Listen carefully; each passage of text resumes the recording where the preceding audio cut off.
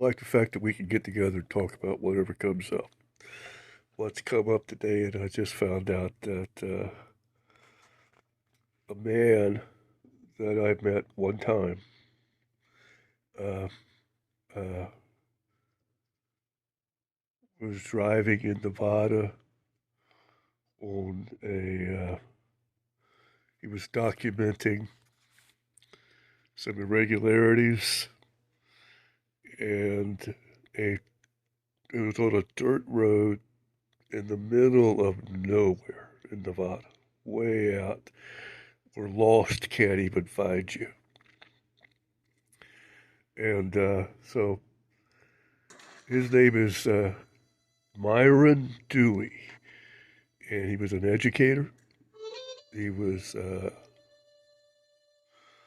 39, 39 years old. 39 years old. And I met him one time, but he was well known to me before I met him and after I met him. And then in the last couple of years, we traded thoughts about writing a script, getting a film done about the night we met. MYRON Dewey, father, married the most beautiful woman in the world. She's an educator. He's an educator, a scholar. And they have 4 beautiful children. And he was a man who carried medicine to the people. This was live, streamed live, and there's a whole lot to the whole evening. This was about, I think, maybe 1:30 in the morning. I had seen MYRON at the start of this confrontation, and there was about 600 people there on the bridge praying and singing. And when the Empire started a riot on us. Here's MYRON Dewey and me.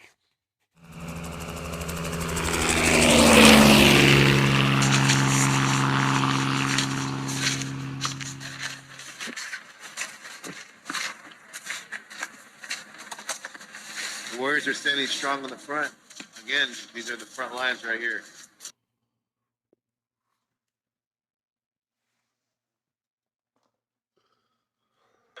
Oh, plane on the ground? Oh, boy. Right there, it was shot out of the sky. The guy traded me his rubber bullet for a water bottle.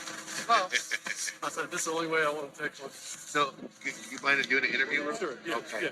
Just tell me your name and why you're here, and then also what you've witnessed. Okay. What happened to you? Yeah, I'm Casey Light, and I'm from St. Augustine, Florida, and come up here representing my ancestors from Ireland who fought and died for freedom and never had a chance to win, and my Timucua ancestors, the first Florida people who fought and died for freedom and never had a chance to win. I wanted to bring all my ancestors here to stand with the Lakota for treaty rights and to stop this black snake.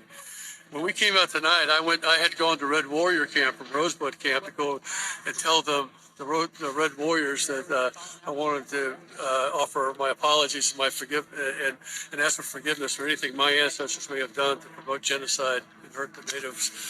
And as I went to the gate, a guy grabbed me and said, "Let's go to the bridge." So I walked up with him, and we came up here, and I was kneeling and praying.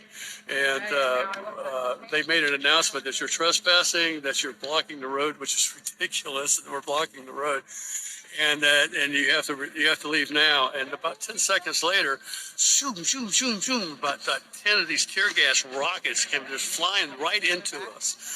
And everybody kind of like hunkered down and went, oh and ah, and then suddenly 3 concussion bombs went up right in the middle of the people.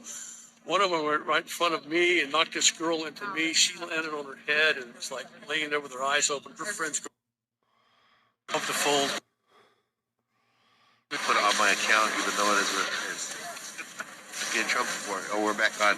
So you were saying that you got hit by percussion grenades? Yeah, it was like we were right in here praying and singing, and a concussion. When they hit us first, when they fired in the tear gas, little rockets went flying through the people, and then everybody started coughing, and then just like 1, 2, 3 concussion grenades went off right in the people. What did it seem like the other side was doing? Did it seem like they were giving warning, or were they just? I think they were just reading a note to something to cover their butts, and then they just laid into us like they broke out into a riot of people that were sitting here praying. There's no way we were tearing any of this up, anything we were doing. We're here to protect water. We're here to protect treaty rights. And they just attacked us, attacked praying people. And it's just this kind of thing is happening now. There's protests for pipelines in Florida that I'm involved with.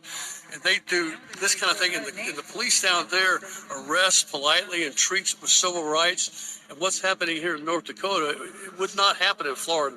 The people in Florida would not stand for it, and people in Florida are not going to stand for what's happening here. That's why I'm representing St. Augustine in Florida up here, standing with Lakota. Oh, thank you. Thank you, brother. Stay strong.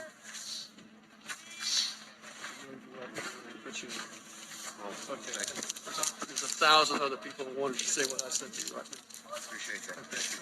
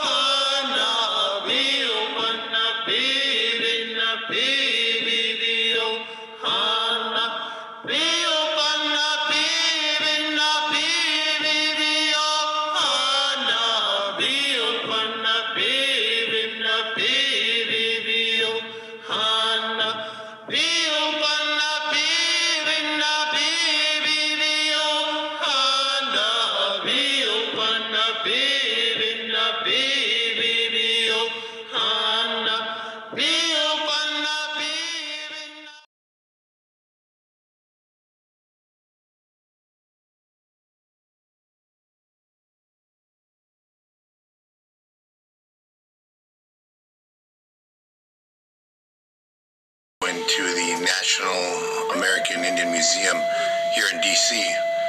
As we walked into the museum, we heard singing, we heard educating, we heard a lot of our water protectors sharing their concerns about what was in that museum. Every time you see the word was in this museum, it is a lie. We are here now. We are alive. We are living. We are still vibrant. We still have our songs. We still have our dances. We still have our cultures. We still have our languages. I want you all to remember we are here. We do not want you guys to think that we are gone. We do not want you to think that we're invincible. One of the things I learned is that you can speak your piece a little bit. Other than that, it's political, and they'll come and get you. As we walked in and through down the stairs, we started to pan around and see that there was a lot of non-native relatives there witnessing. I first thought they were allies, but they were tourists. They were all around the top, all spiral all the way up. The cops came, and I was just thinking one of the water protectors started getting to where he was like on the front lines. And I took that opportunity to educate not just our water protectors, but the officers. And he came over and he's all, "Who's in charge?" And I said, "Nobody's in charge. All we're doing is sharing our songs here in a place where our people are at." And he goes, "Well, what's this all about?" I says, "Education, educating the people. You know how many tribes are here?" He goes, "No, I don't." I says, "That's why we're here." It was all good. So how do you approach it? Is you educate each other, educate your relatives, your non-native relatives, and the world, because the world is watching. And if we're saying we're in prayer, then we got to demonstrate this prayer. I hope. And I always think that's the front line that we've had to deal with in Morton County with all the officers, the National Guard and mercenaries along the road, FBI and ATF, BIA, tribal police. That opportunity is right there to diffuse it. And it can always be diffused by educating the other side that doesn't have a clue and just doing their job. So we took off from there, and I let the water protector know, it's okay to be angry, but we need to be intellectually angry. Keep singing your songs, brother. And so we went up into the museum, and we checked out the museum, looking at the language in there, looking at different museum studies for the tribes, the language and the legal language, the treaties, and the history. And from that point on, it's hard to see our sacred items in the museum, but we're also there to educate and empower as well.